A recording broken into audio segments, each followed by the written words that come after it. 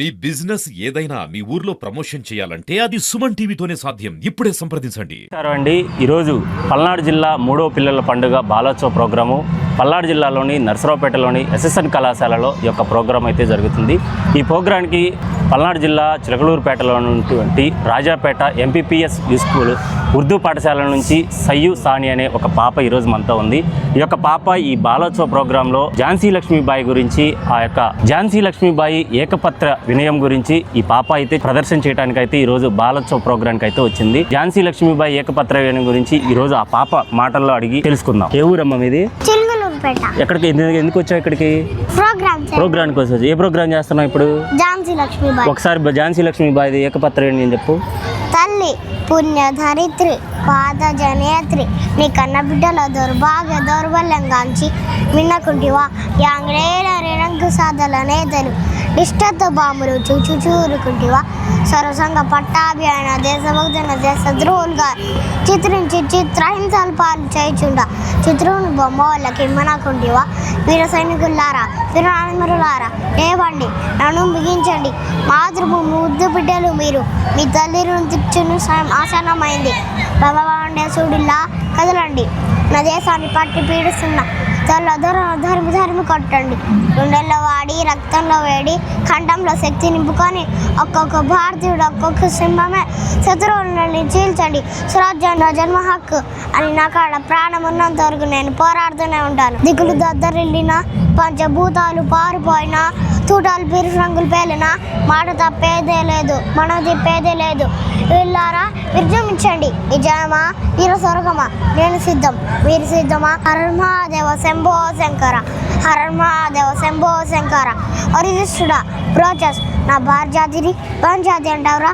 చి నీ చిడ ఈ పర్దగడపై పడ్డ ప్రతి పసిబిడ్డకు సత్యం ధర్మం న్యాయం త్యాగం శౌచం పంచ ప్రాణాలు రా చేతులు పెట్టినను ప్రతి వీరుని రక్తపు పొట్టు ప్రళయుద్ధాలు సృష్టించిందిరా. ఒరే బాల్కస్ నువ్వు దొరవా మననే కదరా నా చేతులకి చిక్కి నా పాదాలపై పడి శ్రమ వేడుకుంటేవి. ఒరే నీచుడా హ ఒరే స్టూబట్టు మురుఖుడా నా కన్న బిడ్డ బ్రహ్మోపదేశనకు నా ధనం వాడకలకు నాకే అధికారాలు ఏంటంటావా? ఈ ఝాన్సీ లక్ష్మి తలపెట్టిన మహోద్యమం ప్రపంచం నలుమూలలో జయ ధనువిలింబించమన్నదు. Good morning everyone, judges, teachers, parents and all my dear friends. My name is Nandini. My role name is Allu Sitaramaraaju.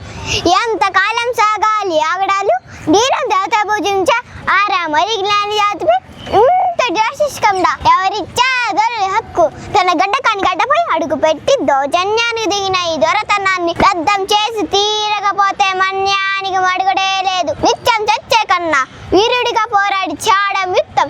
ఈ సీతారామరాజు ఒక్కడే కాదు, వన్య వీరులు కొన ఊపిరి ఉన్నంత వరకు సీమల శబ్దం బాధ కంబం నిడిపించ వీరు లేదు. ఏమిటి రాక్షసిమా రాజ్యగా నిరపించి మరిఫీలు మరణాలు స్వాగతిస్తావా? చి నీచుడా నేను బొంది పోటీని దేశం కాని దేశంలో పెట్టి దేశాలు కొల్లగట్టే బంది పోటీని మీరురా నేనంటావా? కొడితే ఏను కుమస్తాలన్నీ కొట్టాలన్నా తెలుగు జాతి బిడ్డను రాగగనం తాకిన ఎక్కండి కొన్నా మరి ఫీరంగే పేరు తెలుగు జాతి రానాది. కబద్దారు నేను ఒక్కడినే కాదు, నేను వహించిన నా భర్త మాత కోసం లక్షల మంది అల్లూరి సీతారామరాజు ప్లాన్ చేయడానికి సిద్ధంగా ఉన్నారు. కబద్దారు సింహాలు విష్మించే సీమలు అక్కడ స్థానం ఉండరాదు. పిడినైనా పిలిచి చంపాలు మన్య జాతి తలుచుకుంటే ధరలు గతులు లేకుండా చేయగలరు. స్వాతంత్ర పోరాటం చేసిన ఝాన్సీ లక్ష్మి వరకు విప్లవ స్ఫూర్తి నరుడు తరచుకుంటే నల్ల రాళ్ళు బద్దలవుతాయి. పడండి వీళ్ళరారా విజయం మనదే. బదులందరికి ధన్యవాదాలు. My story name is మేకపిల్ల.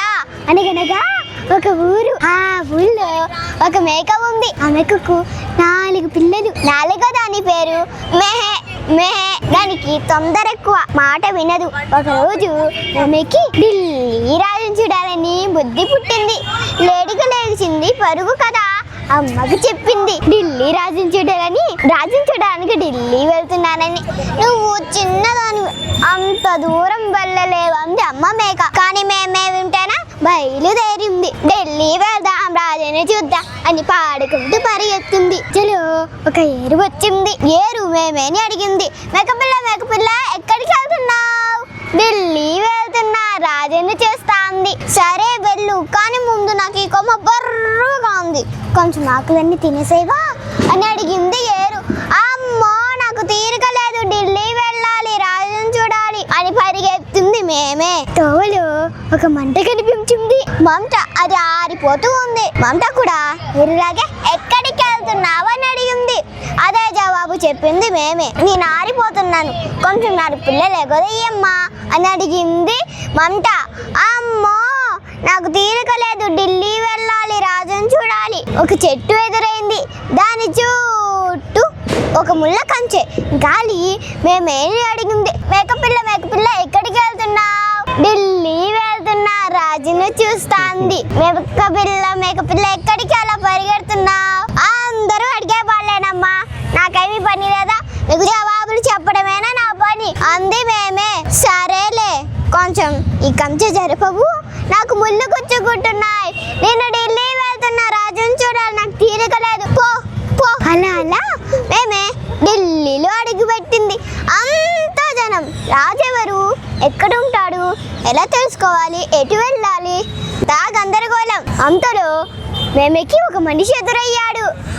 మేమే అతన్ని అడిగింది. ఢిల్లీ రాజుని చూడాలి నేను, నాకు తోవ చూపించు. ఓహో అలాగా, నేను రాజు దగ్గరే ఉంటా, నాతో రా చూపిస్తా అని ఆ మనిషి మేమేని చంకనెత్తుకున్నాడు. ఆ మనిషి రాజుగారి వంటవాడు. ఆహా ఈ రాజుకు భలే కూర దొరికిందిలే అని సంతోషపడ్డాడు. మేమేని వంటగదిలోకి తీసుకొని వెళ్ళాడు. నన్ను ఒక పెద్ద నీళ్ళ కావులో పెట్టాడు. మూత పెడుతూ దానికి చెప్పాడు, ఇక్కడే ఉండు, లేకపోతే ఎవరైనా ఎత్తుకుపోగలరు. మేమేకి భయంగానే ఉంది. వంట మనిషి వాళ్ళకం దానికి నచ్చలేదు. భలే భలే మేకపిల్లండి, ఇవాళ ఇదే కూరండి అని పాడుకుంటూ వెళ్ళాడు. మేమే విన్నది, కానీ ఏం చేయగలదు. అంతలో మరెక్కడు వచ్చాడు. ఆ నీళ్ళ కావిని చూసి అన్నం వండే కాగనుకున్నాడు. దాన్ని పొయ్యి మీద కిక్కించాడు. మంట రాజేశాడు. నీళ్లు కొంచెం వేడెక్కాయి. మేమేం భయంతో నీళ్ళనెందిగింది. నీళ్ళు నీళ్ళు మీరు కాగవద్దు, వేడికి నేను చచ్చిపోతాను. నీళ్ళన్నాయి, కొంచెం ఆకులు తినేసడ్డం తొలగించమన్నాను కదా, నాకు సాయం చేసావా? నేను ఇప్పుడు నీకెందుకు సాయం చేయాలి?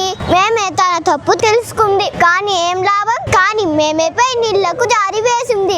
నేను వేడెక్కకుండా ఉండాలంటే నిప్పు మండకూడదు, నువ్వు నిప్పు నడుగు అంది. మేమేకి నిప్పుతో ప్రవర్తన గుర్తుకొచ్చింది. ఏడుపు వచ్చింది. ఏడుస్తానే నిప్పుతో అంది, నిప్పు నిప్పు నువ్వు మండవద్దు, వేడికి నేను చచ్చిపోతాను. నిప్పంది, కొంచెం నాలుగు పిల్లలు ఎగదోయమంటే ఎగదోసావా, నాకు సాయం చేసావా? ఇప్పుడు నీకెందుకు నేను సాయం చేయాలి? కానీ మేమేపై నిప్పుకు జాలి వేసింది. నేను మండకూడదంటే గాలి వీచకూడదు, నువ్వు గాలి నడుగు